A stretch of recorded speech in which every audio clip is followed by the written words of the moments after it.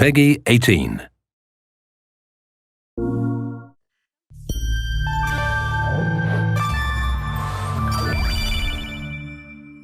Hi, my name is Colin Graham, and I'm the animation director on Watch Dogs 2. Today we want to give you a look at our free-roaming demo and give you a more detailed look at the open world and the Bay Area. This video is recorded from an alpha build of Watch Dogs 2 running on PS4. In Watch Dogs 2, we've expanded our hacking tools to give the players more options. By tapping and releasing the L1 shoulder button, we can do a contextual quick hack on this person. If we want more hacking options, we simply hold the L1 button while focusing on our target. Now we can see that there's 4 contextual hacks available on this car. Using the L1 button in 2 different ways allows the players to have fast access to the most common hacks, but it also opens up additional contextual hacks. This gives the player more hacking options than before. We've also added a NetHack view to the hacking toolkit, which allows you to toggle a digital filter to see the world like a hacker. We can easily pick out hacking opportunities and also pick out strange digital signals and data anomalies that are of interest to us. The orange signal indicates that there's a person whose digital profile has interesting properties for us to investigate. So let's take a closer look. When we're exploring the world, NetHack is a very useful tool to help us identify people or items of interest. It's a really good idea when you explore the open world to use your NetHack and look around, because you never know what you'll find. We can hack into his phone and read his text messages to get a clue about what's happening. As a hacker, it's really easy for Marcus to get someone's personal information. This guy's text messages indicate that he's experiencing strange behavior happening on his phone. He seems to think that it happens every time he comes to this exact area. Let's see what our DedSec teammates think about these strange signals.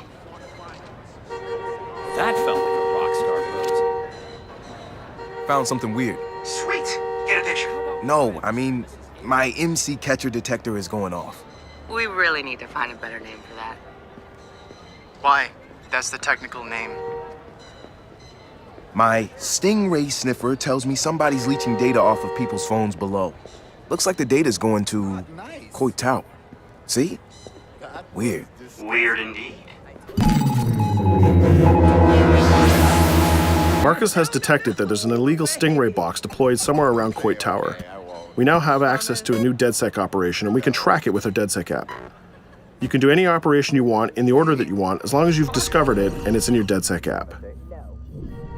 With the NetHack, we can see the Stingray box is deployed all the way on the top of Coit Tower. But since the tower is closed, we're going to have to find another way to reach it. You still have a little on your nose. In Watch Dogs 2, Marcus has some custom-built toys to play with, so we can just deploy our quadcopter and fly it to the top. Coit Tower is an iconic landmark known for its great view. From here, you can see the whole city is accessible. You can visit landmarks like Sutro Tower, you can explore Golden Gate Park, or take a drive across the bridge to Marin. You can sail the bay on a sailboat, or you can visit Alcatraz, or maybe take a selfie with the sea lions on Pier 39. You can also travel across the Bay Bridge to Oakland, or take the freeway south to Silicon Valley. You can also take your time and explore San Francisco's diverse neighborhoods like Chinatown, Castro, or even the Tenderloin. With the drone, we can easily hack into the Stingray box and track its source. This one is operated by Greystrom, who are illegally installing these boxes all across the city. The open world is full of opportunities like this DedSec operation. All you have to do is explore the environment using NetHack and the profiler to find them all.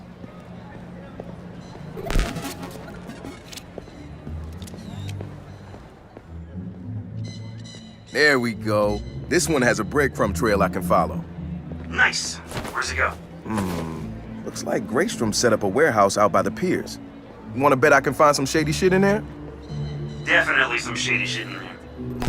We can open our smartphone and select the DedSec app to track this operation. We use the DedSec app to manage all of our activities in Watch Dogs. We can see the objectives on our map, and it's not very far, so we can drive there pretty quickly. The Noodle Map app can be used to locate different landmarks and areas of interest. The entire Bay Area is yours to explore from the very beginning of the game, so you don't need to unlock anything. There's also a shop on Pier 39 where we can customize Marcus's outfit, and there's some other open world activities we can check out along the way too. Let's take this car and head down to the waterfront. Cars are particularly vulnerable to a hacker like Marcus, and you can acquire a skill that allows you to simply unlock any car in the game with your phone. One of the biggest feedbacks we got from the fans after the first Watch Dogs game was about the driving. We've significantly improved the driving to make it more responsive and accessible to a wider number of players. Driving was reworked extensively with a team of experts from Ubisoft Reflections. This is a particularly important improvement because San Francisco is known for its steep hills and its tight winding streets.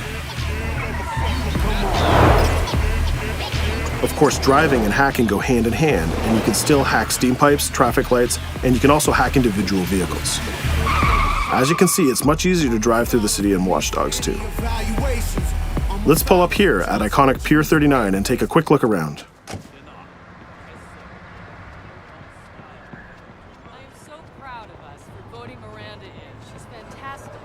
Up ahead is a clothing store, so let's go give Marcus a new look. Each clothing store has the style of the people who live in that area, so as you travel around the world, you can start to build a wardrobe that's as diverse as San Francisco itself.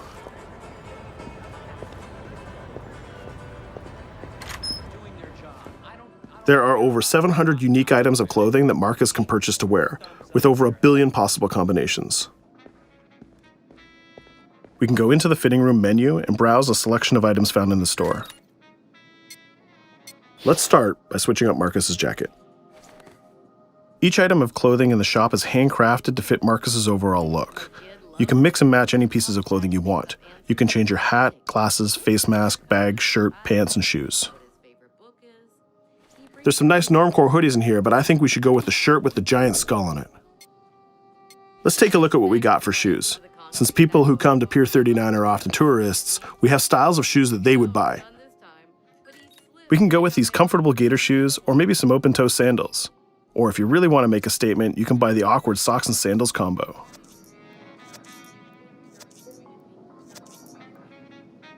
In the end though, I think we should go with Stars and Stripes Chucks. We could really stay here all day trying on clothes, and each store has a wide variety of clothing options so you can really make Marcus look the way you want. From biker leather to hip-hop, from pinstripe suits to tie-dye tank tops, you can really craft the look that's unique to you. In Watch Dogs 2, you manage your activities from your smartphone. There's an app shop, a media player, the DedSec app, and a research app that allows you to develop new skills. Let's take a look in the app shop to find the ctOS app. San Francisco is full of iconic landmarks, so as you explore the world, you'll find new ctOS objectives in the app. Once we've installed it, we can find nearby landmarks and go check them out. When you visit San Francisco, there's so many great landmarks to visit. The ctOS app will be like your tour guide in Watch Dogs 2. We're right near the crab statue on Pier 39, so let's go to that one right now.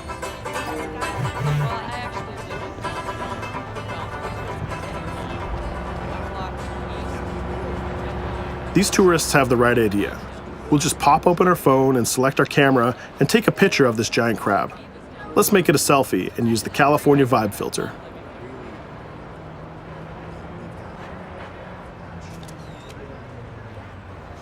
What's that?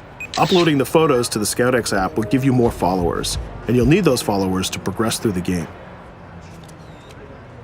So we had a look around and we bought some new clothes, but let's get back on track and head to that next pier, and we'll take care of that stolen data at the Greystrom site.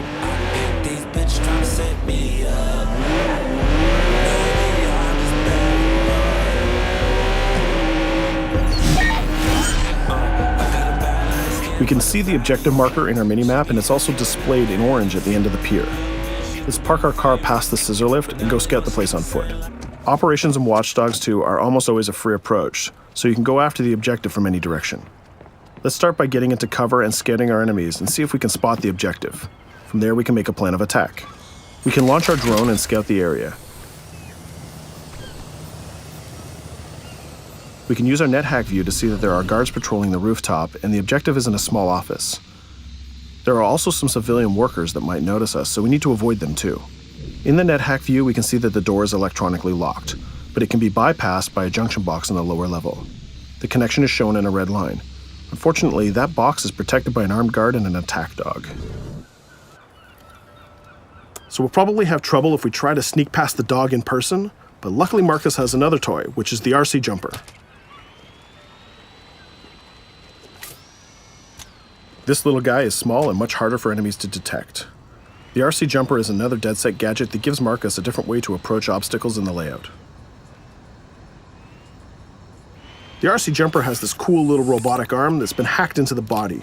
This allows him to physically interact with objects and allows Marcus to stay safely hidden. Now the junction box is unlocked and we can open the door upstairs. We can hack that scissor lift that we passed on the way in and reach the rooftop.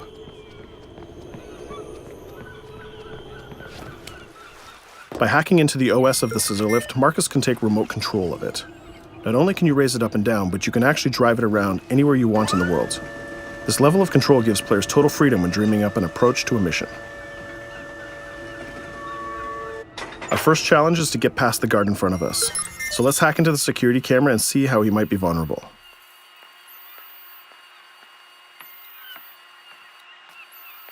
There's an industrial air conditioner unit that we can hack.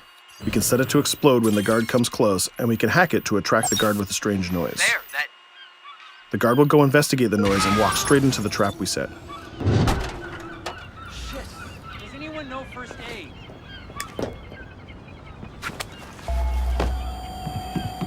And just like that, we've taken out the guard, created a distraction, and slipped into the compound.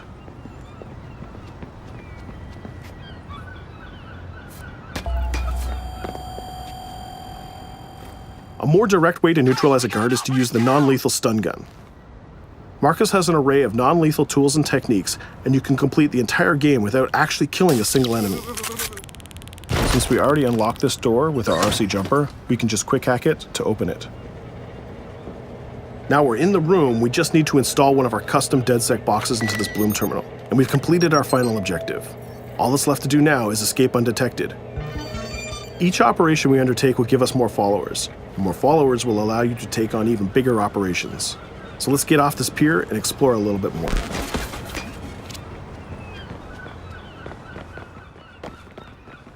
Tell me you fucked up their hardware?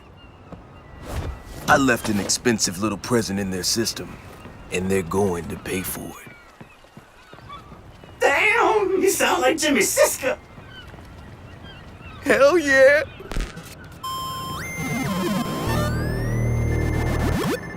Up ahead, we'll notice there's another player hanging about. He's easy to spot because of the purple icon and the gamer tag over his head. In Watch Dogs, your game session can be seamlessly merged, and you will often encounter other players exploring the world just like you. This guy looks really friendly. We have an opportunity to join up and form a co-op party, so let's send him an invite.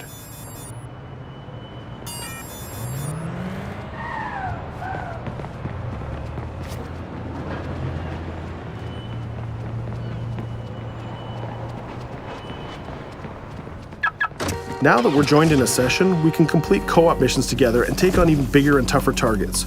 2 hackers are better than 1.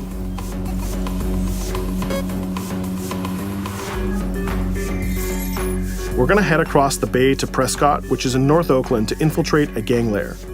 We can get there by driving across the Bay Bridge together.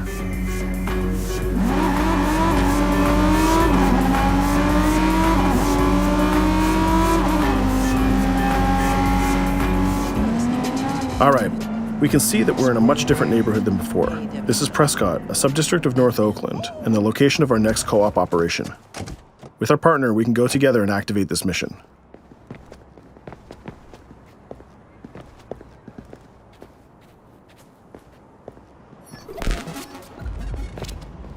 Marcus, we have operations popping up everywhere. Some of them are 2 hacker jobs. Where you need me? Sending you the coordinates.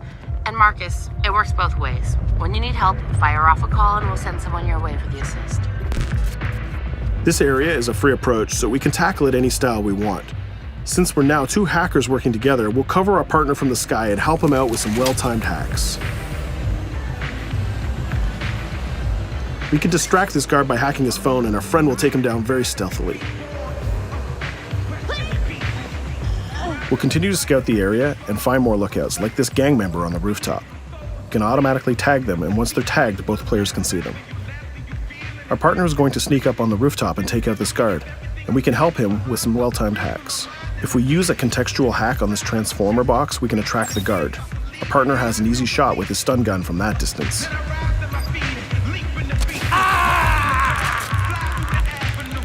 Using the NetHack view again, we can see that there's a lockbox connected by red connection lines to a room on the other side of the compound. Inside this room, we see our 2 targets meeting up, and it's a perfect place to take them down simultaneously.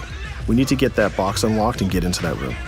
As we continue to scout this area, we can see this compound has a lot more guards than the last one, and they look very heavily armed. We'll need to take care of these guards if we get detected. There's also a car parked in the garage, so we might need that to escape later. Let's go back to our friend and get him to disable that junction box so we can unlock the door to our target. The drone has a lot of flexibility, and it's small and hard to detect, but the trade-off is that you can't physically interact with objects like this junction box.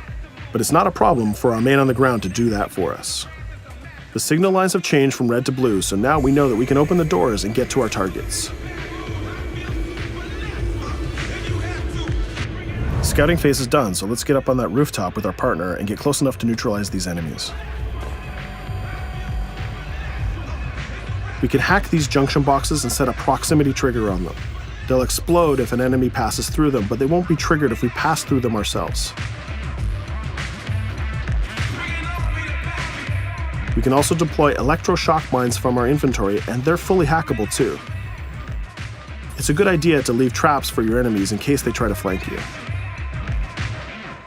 Our partner is camped out by the door ready to rush into the room, but we're going to create a distraction first.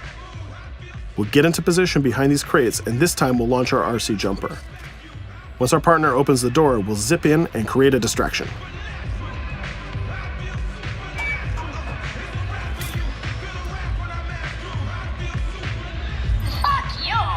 Our jumper has another feature too. It can launch foul-mouthed taunts and make people angry. Now's our chance. The gang leaders are distracted, so let's rush the room. This guy was pretty tough, but getting a thunderbolt to the face will ruin his day. Now we have his cell phone and all the evidence that we need. We just need to plan a way out of here. We can switch back to our quadcopter, which is hovering where we left it, and take a look at what's going on from the sky. We can see one of the guards is rushing up the stairs to help his boss, but our partner has that door covered with his DedSec rifle. There's another guard on the ground level who's alerted to our gunfire, so let's use a contextual hack on him. We've changed his profile to make a rival gang think that he's a police informant. The rival gang will come to this compound and take care of him for us. Things are heating up, so we're going to have to improvise a little bit. We can hack the car in the garage and reverse it away from the enemies so we can use it for our getaway. The rival gang just arrived and they've engaged in a gang war with the remaining guards. These guys aren't messing about, they're armed with grenades and body armor. We'll take some higher ground and use our DedSec 3D printed assault rifle to take them on. They're here somewhere. Find them. Hey, he lost us. A call. We better leave it. There's still one guard left, so we can hack his headset, which leaves him vulnerable to a takedown.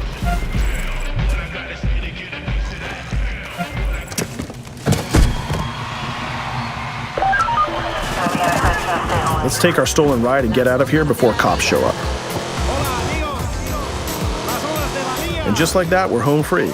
We took down both gang leaders, we got the evidence we needed, and we triggered a gang war, and we escaped without getting killed. That's teamwork. 2 hackers and 1 successful DedSec operation. Let's take a minute to talk about a brand new multiplayer PvP event called Online Bounty. When the player commits a crime, the police will respond and pursue the player until he can escape from the police. We call that the felony system. While you're in the felony, a bounty event can occur. A bounty event allows up to 3 other online players to join the pursuit and try to kill the player for as long as the felony lasts. As the target player of the bounty, your objective is to evade the felony and the pursuing players. Rewards are given for neutralizing the hunters. And the objective of the hunters is to neutralize the target player. Bounty is a seamless PvP event that's triggered by your player style and how you interact with the police. If you are the type of player who's always in conflict with police, you'll have a higher chance of having a bounty placed on you. But if you can neutralize the hunters, you'll get additional rewards. I hope you've enjoyed our walkthrough of the open world of Watch Dogs 2, and I hope to see you online November 15th.